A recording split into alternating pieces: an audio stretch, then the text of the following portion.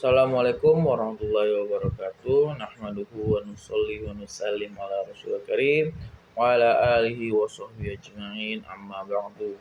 Rabbi shrah li sadri wa yassir li amri wa hlul 'uqdatam min lisani yafqahu qawli.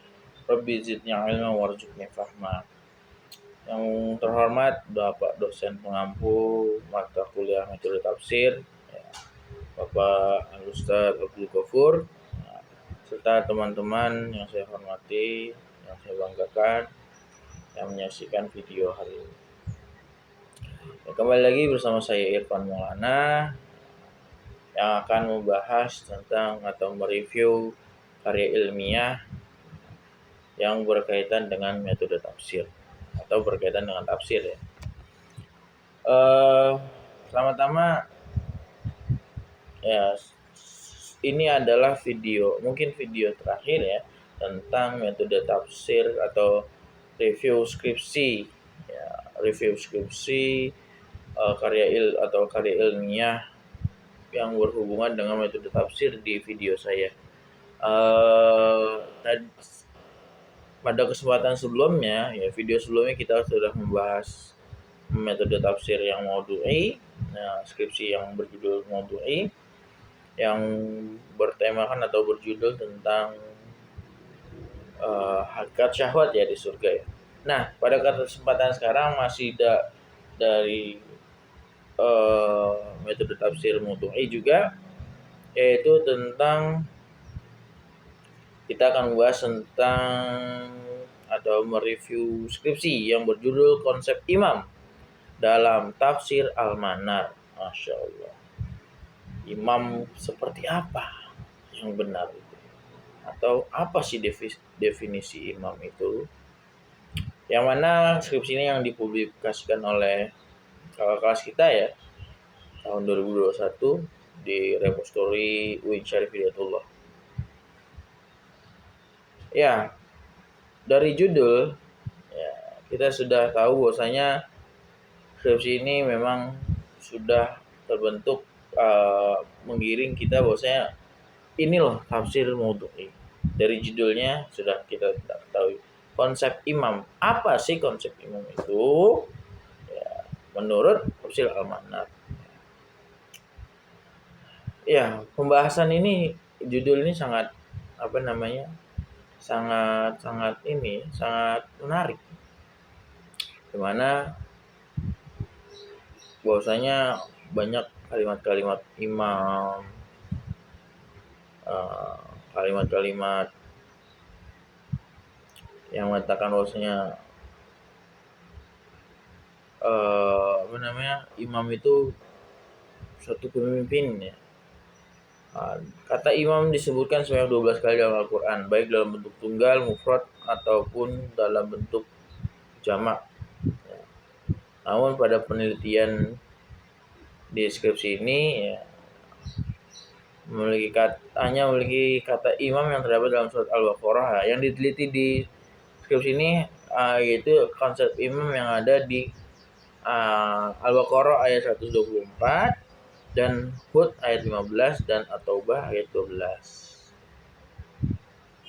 Yang mana di ayat-ayat tersebut disebutkan ya kalimat-kalimat imam baik secara mufrad maupun jamak. Ya, langsung aja kita mulai dari kelebihan dan kekurangannya. Ya. Pertama kita bahas dulu jenis penelitiannya ya. Jenis penelitiannya jelas ya, kepustakaan atau library research ya. Adapun data yang digunakan sebagai bahan dan materi diperoleh dari buku-buku, artikel, jurnal, skripsi ya. Jenis data baik sumber data primer maupun data sekunder. Data primernya di sini menggunakan tafsir Al-Manar, teman-teman. Kemudian analisis datanya, metode pembahasan yang digunakan pada penelitian ini adalah metode deskriptif analisis ya. Kemudian teknik penulisannya ya memang harus sesuai dengan buku pedoman penulisan karya ilmiah UIN Syarif Hidayatullah. Nah, hasil dari penulisan di atas, penulisan yang tadi saya sebutkan, maka saya akan paparkan beberapa kelebihan dan kekurangannya. Ya, Pertama, penelitian yang dilakukan komprehensif dan mendalam. Ya, penulis telah mengkaji konsep imam dalam tafsir Al-Manar. Ya, begitu teman-teman. Secara komprehensif, mulai dari pengertian imam, jenis-jenis imam, ya, syarat-syarat imam, ya, semuanya disebutkan di sini. Dan fungsi imam, apa fungsi imam itu? Penulis juga telah membandingkan konsep imam dalam tafsir Al-Manar dengan konsep imam dalam pandangan ulama yang lain. Ini udah cukup bagus, sangat bagus. Ya, di mana di mazhab, bukan mazhab ya, pemahaman Syiah yang mana 12 imam, kita harus beriman kepada 12 imam. Siapa sih itu 12 imam? Maka pengertian imam itu sebenarnya apa sih? Nah, dibahas. Kemudian penulisan skripsi yang sistematis dan runtut ya, mulai dari pendahuluan, pembahasan, kesimpulan, dan daftar pustaka seperti itu. Kemudian pembahasan yang didukung oleh data dan informasi yang memadai. Penulis telah menyertakan data dan informasi yang memadai untuk mendukung pembahasannya.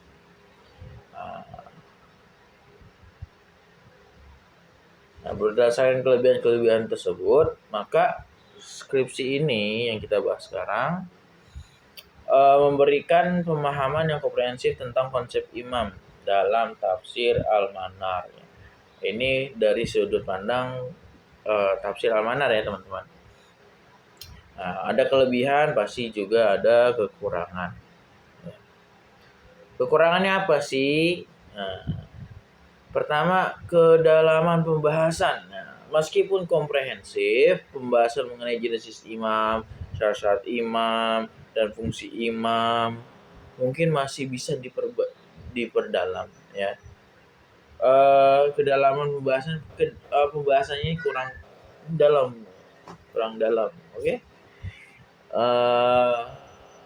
Penelitian lanjutan mengenai aspek tertentu atau pembahasan yang lebih spesifik dalam tiap kategori bisa meningkatkan nilai skripsi. Ya. Jadi diharapkan selanjutnya ini apabila teman-teman yang ingin mengangkat atau mengulang, produksi lagi, ya, menulis lagi dengan judul yang sama mungkin bisa dibahas yang lebih mendalam lagi dari beberapa sudut pandang ya, dan perspektif terbatas. Jika skripsi hanya fokus pada tafsir Al-Manar, mungkin terdapat keterbatasan perspektif. Nah, maka yang tadi saya bilang, sayangnya di sini hanya menggunakan Al-Manar. Alangkah lebih bagus menggunakan tafsir-tafsir yang lain, seperti Jami'ul Bayan, tafsir Imam Qurtubi. Bagaimana sih? Kemudian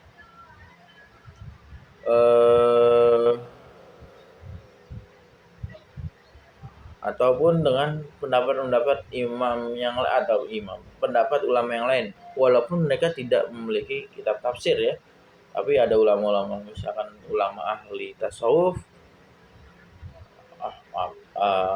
ulama-ulama ahli bahasa segala macam bisa membahas.